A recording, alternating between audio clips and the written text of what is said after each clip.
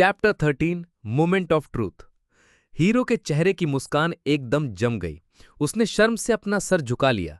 कुछ देर तक गहरी खामोशी छाई रही। फिर आखिरकार उसने जवाब दिया, हाँ, मैं सोच रहा था कि अगर तुम सो रहे होगे तो तुम्हें दर्द नहीं होगा। हीरो को देखे बिना सनी के चेहरे पर एक कड़वा मुस्कान उभर आई। एक लंबी सांस लेकर वो सोल्जर पीछे की दीवार से टकरा गया। आंखें अब भी झुकी हुई थी। मैं तुमसे माफी की उम्मीद नहीं करता। ये पाप भी अब मेरा बोझ होगा। पर अगर हो सके तो बस इतना समझने की कोशिश करना, अगर हालात अलग होते तो मैं खुशी से उस मॉन्स्टर का सामना करता, सिर्फ तुम्हें जिंदा निकालने के लिए। पर मेरी जिंदगी सिर्फ मेरी नहीं है। एक ऐसा फर्ज है जिसे निभाना मेरी मजबूरी है। जब तक वो पूरा नहीं होता मैं मर नहीं सकता। सनी हंस पड़ा।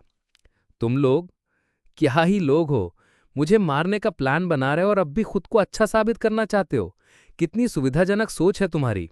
मुझे सबसे ज्यादा घिन ऐसे ही लोगों से होती है। ढोंगी, दिखावेबाज।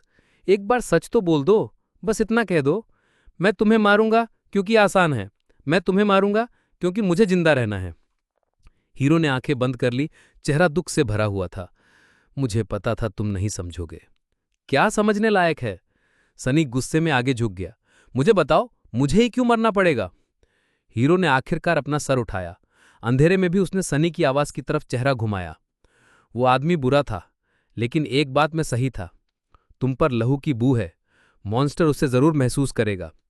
तो तुम मुझे जाने दो, मैं अपना रास्ता ले लूंगा। फिर मॉन्स्टर मुझे ढूंढे या ना ढूंढे, तुमसे क्या? हीरो ने सर हिला दिया। उस मॉन्स्टर के हाथ मरना बहुत ही भीषण मौत होगी। मैं नहीं चाहता तुम ऐसे मरो। तुम मेरी जिम्मेदारी हो आखिर। वाह, कितनी महानता है तुम्हारी। सनी थोड़ा पीछे हट गया, निराश होकर। फिर धीरे से बोला, जब मैं यहां आया था तो मरने के लिए तैयार था। इस पूरी दुनिया में, दोनों दुनियाओं में, एक भी ऐसी रूह नहीं थी जो मेरी मौत का गम मनाती।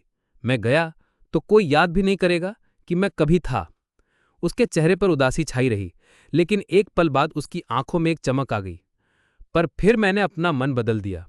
पता है क्यों? क्योंकि अब मुझे जिंदा रहना है, हर हाल में। हीरो ने सोचकर पूछा, एक ऐसी जिंदगी जीने के लिए जो याद रहे? सनी के चेहरे पर एक काली सी मुस्कान थी। नहीं, तुम सबसे बदला लेने के लिए। हीरो चुप रहा, फिर धीरे से सर हिलाया। फिर वो खड़ा हुआ। चिंता मत करो, मैं तुम्हें जल्दी मार दूंगा। तुम्हें क्या लगता है, शायद मैं ही तुम्हें मार दूं? हीरो ने सर हिला दिया। मुझे नहीं लगता। लेकिन अगले ही पल हीरो लड़खड़ा गया और घुटनों के बल गिर गया। उसका चेहरा एकदम सफेद पड़ गया और उसके मुंह से खून का फाउंटेन निकला।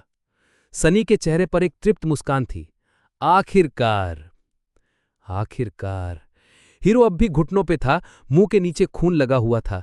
चकित होकर अपने हाथों को देखता रहा, समझने की कोशिश करता रहा कि उसके साथ क्या हुआ। ये क्या जादू है? उसने सनी की तरफ देखा, आंखें डर से फैली हुई थी। क्या क्या उस चोर ने ठीक कहा था? तुमने हम सब पर शैडो गॉड का श्राप लगाया है? सनी ने ठंडी सांस ली। काश मुझ में इतनी ताकत होती, पर नहीं।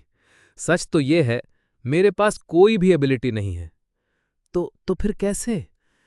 सनी ने कंधे उचका दिए। इसीलिए तो मैंने सबको जहर दे दिया। हीरो का बदन झटका खा गया। क्या? जब टायरेंट ने पहली बार हमला किया, तुमने मुझे पानी ढूंढने भेजा था। जब मैं मरे हुए सिपाहियों से फ्लैगन्स उठा रहा था, तभी मैंने हरेक में ब्लड बेन का रस मिला दिया, सिवाय अपने के। इतना कम कि स्वाद भी ना आए, पर धीरे धीरे सबको मार दे। हीरो ने दांत कस लिए। तभी उसके चेहरे पर एक अनजानी समझ आ गई। तो इसीलिए शिफ्टी सबसे पहले गिर गया। सनी ने सर हिला दिया। उसने सबसे ज्यादा पिया था। स्कॉलर भी ज्यादा दिन नहीं टिकता, पर तुमने उसे पहले ही खत्म कर दिया। तुम पर ब्लड बेन का असर नहीं हो रहा था। मैं वाकई चिंतित हो गया था। हीरो का चेहरा अंधेरा हो गया। समझ गया मैं। फिर उसने हैरानी से सनी की तरफ देखा। पर तुम्हें तो तब नहीं पता था कि हम तुम्हारे खिलाफ हो जाएंगे। सनी हंस पड़ा। ओह प्लीज, वो तो पहले से ही साफ था। शिफ्टी जैसा आदमी एक जोमी जूतों के लिए किसी की जान ले सकता था। स्कॉलर भी सिर्फ दिखावे का मासूम था। लोग अपने स्वार्थ के लिए कुछ भी कर सकते हैं, और ये तो मौत का डर था। तुम लोग मुझे नहीं मारते, ऐसी बेवकूफी मैं कैसे मान लेता? हीरो ने खून थूका। और मैं? तुम्हारे हिसाब से मैं सबसे बुरा क्यों? सनी ने ठंडी नजर उस पर डाली, फिर आगे झुककर बोला, मैंने ज्यादा कुछ नहीं सीखा अब तक की जिंदगी में, लेकिन एक बात जरूर जानता हूं। उसकी आवाज में ठंड, उसकी आंखों में नफरत थी। एक गुलाम से ज्यादा बेचारा कोई नहीं होता, लेकिन उससे भी ज्यादा बेचारा होता है वो गुलाम जो अपने मालिक पे भरोसा करने लगता है। ये सुनकर हीरो ने सर झुका लिया। समझ गया। फिर एकदम से हीरो हंस पड़ा। तुम तो बड़ी चालाक निकले। सनी ने आंखें घुमाई। जरूरत से ज्यादा बदतमीजी मत करो। पर हीरो अब सुन नहीं रहा था। अच्छा है, बहुत अच्छा, अब मेरी आत्मा पे बोझ हल्का होगा। सनी ने इरिटेट होकर कहा, क्या बकवास कर रहे हो, मर जाओ चुपचाप। लेकिन हीरो ने उसे घूर कर देखा। अचानक वो उतना बीमार नहीं लग रहा था। तुम्हारा प्लान काम कर जाता अगर मैं एक आम इंसान होता, लेकिन मेरी सोल कोर पहले ही अवेकेंड हो चुकी है। मैंने अनेक दुश्मनों को मारा है, उनकी ताकत को अपनाया है। ब्लड बेन का जहर मुझे मार नहीं सकता। भाई साहब! सनी ने घूम के भागना चाहा, पर देर हो चुकी थी।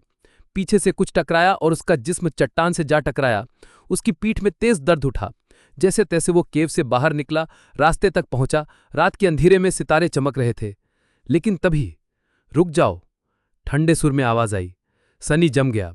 अगर हीरो सच में अवेकेंड था तो भागना बेकार था। मुड़कर देखो। सनी ने हाथ ऊपर कर दिए, धीरे से घूमा। हीरो तलवार साफ कर रहा था। दोनों ठंड में थरथराते हुए एक दूसरे को घूर रहे थे। क्या ये सब व्यर्थ था? छोड़ो, वादा किया था तो जल्दी खत्म करूंगा। हीरो ने तलवार निकाली। आखिरी शब्द। सनी चुप रहा। पर एक छोटी सी चांदी की घंटी उसके हाथ में आई। हीरो ने भौंहें चढ़ा ली। ये कहाँ छिपा के रखी थी? सनी ने घंटी बजाई। उसकी आवाज पहाड़ों में गूंजी। रुको, तुम क्या कर रहे हो? सनी रुक गया। घंटी हवा में गायब हो गई। क्या किया तुमने? जवाब दो। पर सनी ने कुछ नहीं कहा, ना कुछ बोला, ना सांस ली, बस चुपचाप अंधेरे में देखता रहा। हीरो ने चीख कर पूछा, जवाब दो, अभी नहीं बताया तो पछताओगे। उसने फिर कहा, क्यों चुप हो? पर सनी उसे नहीं देख रहा था। वो देख रहा था उसके पीछे के अंधेरे में। हीरो की आंखें फैल गईं। ये क्या?